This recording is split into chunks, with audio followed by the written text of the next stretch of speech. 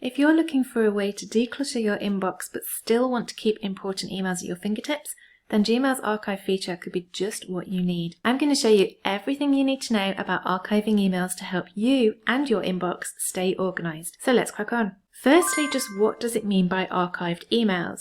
So when you archive an email, you're basically storing it away in a safe place in case you need it for later. It disappears from your inbox and goes straight into any labels that you've allocated it to. All archived emails also go into a label called All Mail, where it stays until either someone replies to it or you move it back again into your inbox. To archive an email, there's a few ways that you can do it. So we'll take this email here. If you're already in the email, you simply click on the archive icon, which is at the top of the email on the left.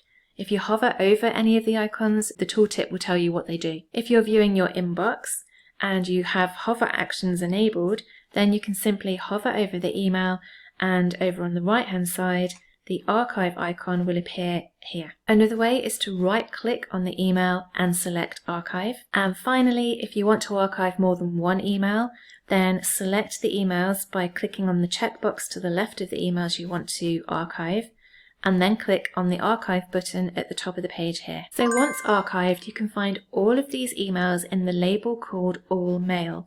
To find this, click on More at the bottom of this top section here, and All Mail is down here. Click on there, and this will list all of the emails that are archived. To move an archived email back to your inbox, first find the email that you want to retrieve, then right-click on it and choose Move to Inbox. If you have more than one email that you want to move, then you can select multiple emails by clicking on the checkbox to the left of them and then clicking Move to Inbox at the top of the page here. There's one called Move to Inbox, and click on there. Archived emails are still searchable, so when you click into the All Mail label, you'll see some preset filters across the top of the page here. For example, if you know that the email you're looking for contains an attachment, then you can click on Has Attachment here, and it filters just to those that contain attachments. You'll also notice that as you click on each of these filters, new ones will appear. So you can see here that we now have the added filters of image, spreadsheet, and PDF, making it easier to filter down even more by the type of attachment it contains. So for example, if you know the attachment is a PDF, click on there, and the number of the emails has now been reduced down to 12. Another way of finding the right email is to use the advanced search options. So click on the icon on the right hand side of the search bar here and fill in any of the parameters that will make it easier to search for the email that you're after. For example, I want to find one that's from a certain email address and includes the words Christmas. And I want to search in All Mail. Then click Search and voila. So what's the difference between archived and deleted emails? Well, as I've already mentioned, when you archive an email, it's still there. It's just not stored in your inbox.